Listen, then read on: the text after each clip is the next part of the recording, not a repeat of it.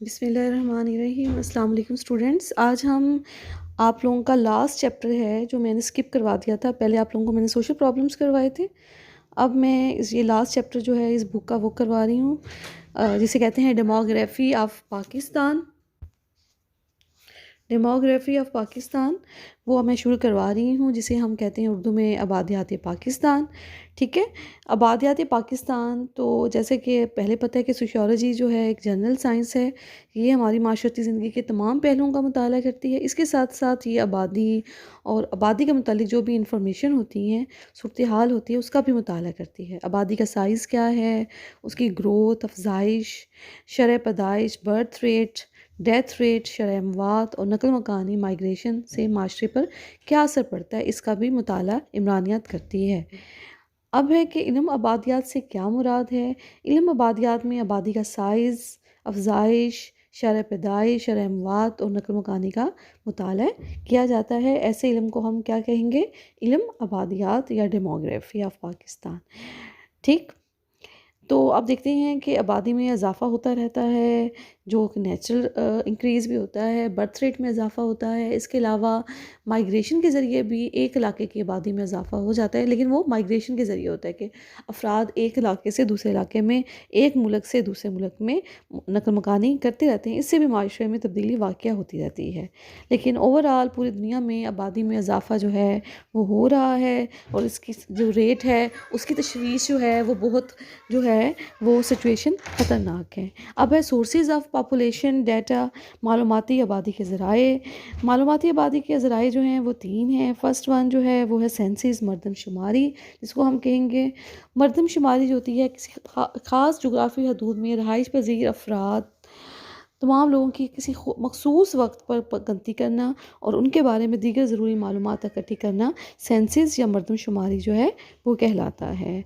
मरदमशुमारी जो होती है वो बहुत इम्पोर्टेंट जो है वो डाटा प्रोवाइड करती है, इंफॉर्मेशन देती है उस आबादी के बारे में। और उससे फिर क्या होता है, मरदमशुमारी की अहमियत क्या है कि इसके ज़रिए फिर गवर्नमेंट जो होती है मुख्तलिफ़ किस्म के प्रोजेक्ट्स, प्लान्स बनाती है। प्रोग्राम्स जो हैं वो यूथ के बारे में, बच्चों के बारे में, ख़वातीन के बारे में, हैंडीकैप्स, जो भी ओवरऑल हमारी पॉपुलेशन है उसके बारे में, वेलफेयर के बारे में प्रोग्राम्स जो हैं वो बनाती रहती है। अगर पता चले कि ज़्यादा लोग जो हैं बेरोज़गार हैं तो बेरोज़गारी ख़त्म करने के लिए प्रोग्राम्स बनाती है। अगर ज़्यादा लोग गुर्बत का शिकार हैं तो जो है पावर्टी एलिविएशन के या गुर्बत कम करने के प्रोग्राम्स जो हैं वो बनाती रहती है। तो इसलिए सेंसस जो हैं वो बड़ा इम्पोर्टेंट जो है वो डाटा जो है वो फ्राहम करती है प्लानर्स के लिए और गवर्नमेंट के लिए, अगर गवर्नमेंट जो है वो रिफॉर्म्स या इस्लाहात चाहती है। उसके बाद सेकंड है वाइटल स्टैटिस्टिक्स, अहम शुमारियाती मवाद। अहम शुमारियाती मवाद जो होता है, जो कि क्वांटिटेटिव डाटा होता है, ये भी किसी आबादी की पैदाइश, अमवात, नकल मकानी, सनत और उम्र जैसी खसूसियात जैसी शामिल है, उनके बारे में जो है आबादी के बारे में तखमीना या गैस लगाया जाता है और इंफॉर्मेशन फ़राहम करती है। ये भी गवर्नमेंट को बहुत अहम डाटा फ़राहम किया जाता है। इससे भी गवर्नमेंट को प्रोग्राम्स और इस्लाहात और बनाने में मदद मिलती है। लास्ट वन जो है वो है आबादी का सर्वे, पॉपुलेशन सर्वेज़। ये भी बड़ा इंपॉर्टेंट है। नमूनाबंदी की तकनीक के ज़रिए किसी मखसूस आबादी की खसूसियात के बारे में मालूमात इकट्ठी करना है। नमूनाबंदी कहते हैं सैम्पलिंग इंग्लिश में।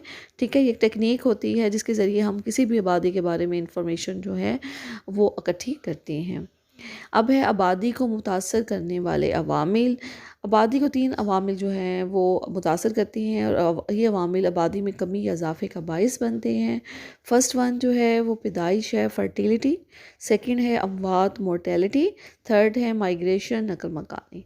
ठीक है, फर्टिलिटी जो है, पैदाइश को वैसे तो हम बर्थ भी कहते हैं, लेकिन फर्टिलिटी, मोर्टेलिटी और जो है माइग्रेशन, ये ख़ास तौर पर स्पेसिफ़िक टर्म्स हैं डेमोग्राफी में जो है आबादियात, इल्म आबादियात में इस्तेमाल की जाती हैं।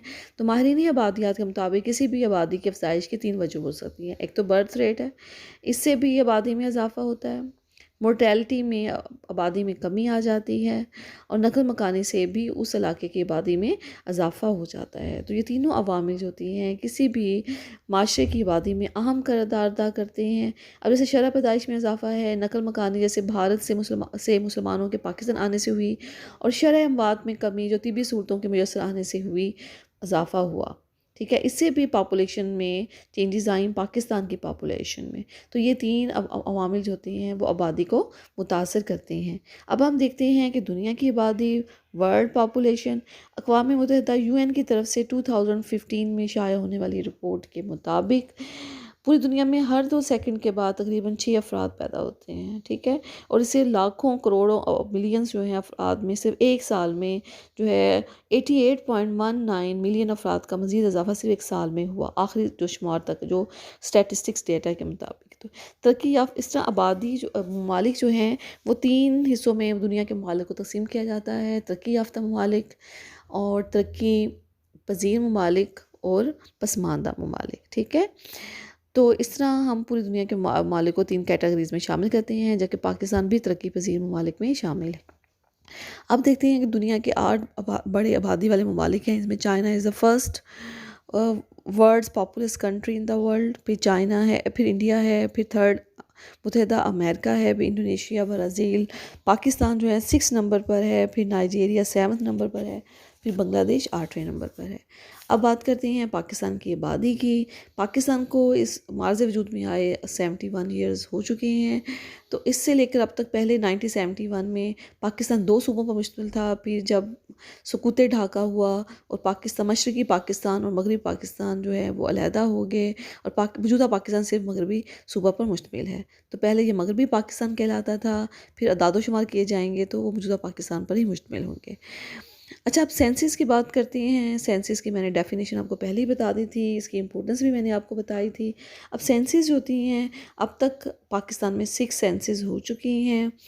ठीक है, और इसमें से पहली जो हुई थी वो 1951 में, फिर 1961 में, फिर थर्ड 1971 में, फिर 1981 में, फिर 1988 में, और छठी और आखिरी मरदमशुमारी 2017 में हुई। वैसे तो सेंसिस हर डेकेड 10 सालों के बाद होती है, लेकिन जो हमारी लास्ट सेंसिस हुई हैं वो तकरीबन 18 साल बाद हुई है। ठीक है, पाकिस्तान की आबादी में शुरू से ही इजाफ़ा हुआ। स्टार्ट में कम था, फिर ज़्यादा हो गया, फिर कम हो गया, फिर बढ़ गया, और फिर क्या है, कम हो गया। क्योंकि जब जदीद टेक्नोलॉजी आ गई, सेहत की उसमें मेडिकल टेक्नोलॉजी में इजाफ़ा हुआ, कहत पर काबू पा लिया गया, जदीद अद्वियात के इस्तेमाल से वबाओं पर भी कंट्रोल कर लिया गया, जिससे शरह अमवात में कमी हो जाती है, कुदरती पर इजाफ़ा खुद ब खुद हो जाता है। ठीक है, तो इस तरह किसी मुल्क की आबादी 2 तरीक़ों से बढ़ती है। एक तो कुदरती इजाफ़ा है, और दूसरा नकल मकानी है। ये भी आबादी को मुतासर करते हैं। लेकिन कोई भी मुल्क, पाकिस्तान भी अफरात आबादी का शिकार है। कोई भी मुल्क उस वक्त अफरात आबादी का शिकार होता है जहाँ पर रिसोर्सेज कम पड़ जाएँ और आबादी जो है वो बढ़ जाए। दोनों में सिचुएशन जो है, आबादी और वसाइल में जो है डिसबैलेंस सिचुएशन पैदा हो जाए, उससे वो मुल्क अफरात आबादी का शिकार हो जाता है। क्लियर। अब हम बात करते हैं उम्र और सिन्फ के लिहाज से आबादी की तरक्की। ठीक है, उम्र और सिन्फ के लिहाज से अगर हम बात करते हैं तो उम्र और सिन्फ ये दोनों बड़े अहम इम्पोर्टेंट जो हैं वो एलिमेंट्स हैं या फैक्टर्स हैं हमारे माशरे में। इसलिए भी इनको इम्पोर्टेंस है कि हमारे माशरे में उम्र और सिन्फ के लिहाज से अफराद का स्टेटस जो है, जो उसका जो मनसब जो है वो मुतय्यन किया जाता है। ठीक है। अच्छा, एक चीज़ और स्टूडेंट्स की, जो भी आपके बुक में बबल्स बने हुए हैं उसके अंदर जो इन्फॉर्मेशन प्रिंट आउट है उसको भी आपने ऑब्जेक्टिव पॉइंट ऑफ व्यू से तैयार करना है, उसको याद करना है। तो ये दोनों जो है खसूसियात उम्र और सिन्फ जो है, ये फ़र्द की पैदाइशी सिफ़ात जो हैं ये दोनों उसके मनसब को मुतय्यन करती है और आबादी के ढांचे में नहायत अहम किरदार अदा करती है। सिन्फ के लिहाज से आबादी की तरकीब, औरतों के फ़ीसद मुकाबले में मर्दों की तादाद सिनफ़ी तनासब कहलाता है। ठीक है, कि औरतों के मुकाबले में मर्दों की तादाद कितनी है उसको हम सिनफ़ी तनासब कहते हैं। सन्फ़ को बड़ा अमल दखल है, जेंडर को। ठीक है, एशिया ममालिक ख़ास तौर पर मुसलमान ममालिक में सिन्फ के लिहाज से तज़किया किया जाता है, जो सामने आती है कि सिनफ़ी तनासब की बुनियाद पर भी शरह-ए-निसाब मशरक़ी ममालिक में खुद ब खुद बढ़ जाता है। जैसे कि हमारे यहाँ पर मेल डोमिनेंट सोसाइटी है, पैट्रियार्कल सोसाइटी है, पदरसरी माशरा है। हमारे यहाँ पर father is the head of the family और ख़वातीन जो होती हैं वो मर्दों पर इन्हिसार करती हैं। तो पाकिस्तान में 1998 की मरदमशुमारी के मुताबिक सिनफ़ी तनासब 100:108 था, यानी 108 मर्द और 100 औरतें, यानी औरतें कम हैं। बावजूद इसके कि शरअ इंसार के तहत हमारी औरतें भी इसमें आ जाती हैं। इस सब की बड़ी वजह ये है कि हमारा सोशल सेटअप ऐसा है, हमारा कल्चर ऐसा है, हमारी माशरती मामूलात और इस्लामी रवायात ऐसी हैं कि औरतों को घरों से बाहर निकलना पसंद नहीं किया जाता, ठीक है, काम करने की इजाज़त नहीं होती है। लेकिन अब ऐसे जैसे कि सोशल स्ट्रक्चर तब्दील होता जा रहा है, माशरती तब्दीली आती जा रही है और लड़कियों की एजुकेशन पर उनकी जॉब्स को पसंद किया जाने लग गया है, तो औरतों की काफ़ी कलील तादाद मर्दों के शाना बिशाना हर सेक्टर में काम करने लगी है। तो शर्मसार वो होता है जिसमें कि अफराद की तादाद जो दूसरों पर डिपेंड करते हैं इकनॉमिकली, उसको हम शर्मसार का नाम देते हैं। तो 2017 की मरदमशुमारी के मुताबिक, दादोशुमार के मुताबिक पाकिस्तान का मजमूई सिनफ़ी तनासब 105:105.07, यानी 100 औरतों के मुकाबले में 105.07 मर्द हैं, लिहाजा मर्द तादाद में औरतों से ज़्यादा है। अब है सिनफ़ी तनासब का फार्मूला क्या है। सिनफ़ी तनासब इज़िकल टू कुल मर्द ओवर कुल औरतें मल्टीप्लाइड 100। अच्छा, तो ये आता है कि इसमें सिनफ़ी तनासब के फार्मूले में औरतें जो होती हैं वो बेस में होती हैं, ठीक है, कुल औरतें, ठीक है। ये भी आपने इस फार्मूला को भी याद करना है और आपको ये ऑब्जेक्टिव पॉइंट ऑफ व्यू से भी होना चाहिए कि जो है सिनफ़ी तनासब क्या है और सिनफ़ी तनासब का फार्मूला जो है वो क्या है। अब बात करते हैं उम्र के लिहाज से आबादी की तरकीब। उम्र के लिहाज से जो है उम्र के लिहाज से आबादी की तरकीब को देखें तो हमारे यहाँ पर पाकिस्तान में अकॉर्डिंग टू 1998 के सेंसस के मुताबिक 15 साल से कम उम्र के बच्चे 43.40 हैं, 14 ईयर से कम और 65 साल से ज़्यादा उम्र के लोग उम्र इन्हिसार डिपेंडेंसी रेशो में आते हैं। इनका तनासब पाकिस्तान में 67.42% है।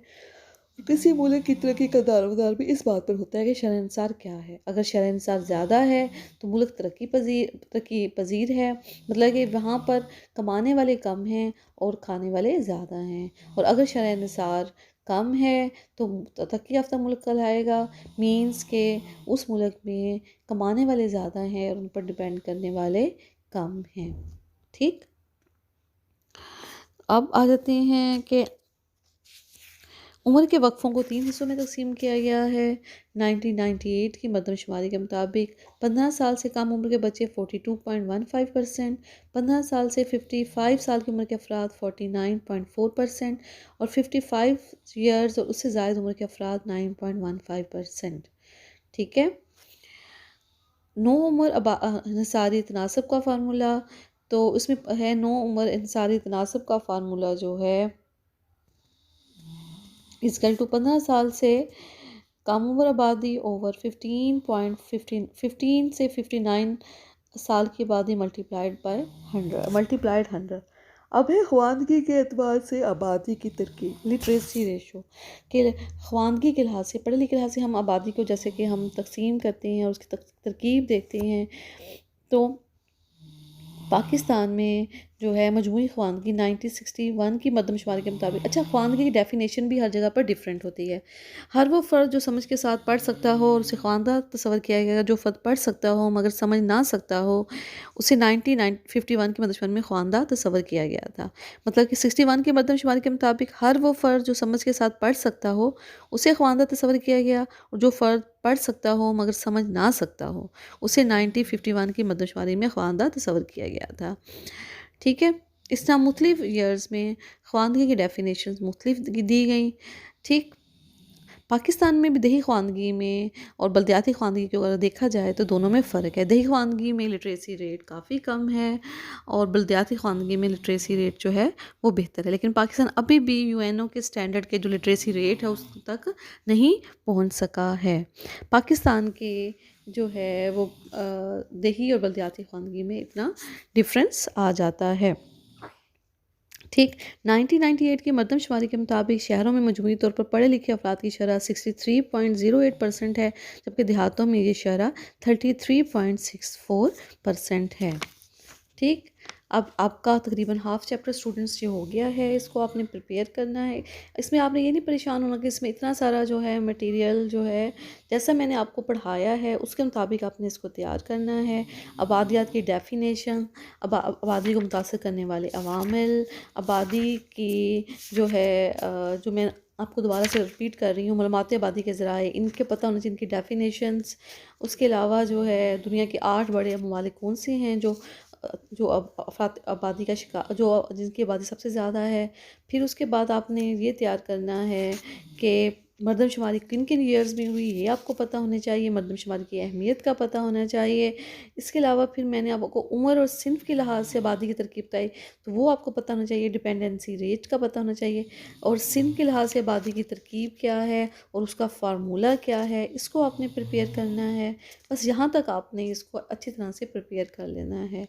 ठीक है। नेक्स्ट चैप्टर इसका फिर नेक्स्ट लेक्चर मैं आपको इंशाल्लाह नेक्स्ट वीक दूँगी। अल्लाह हाफ़िज़।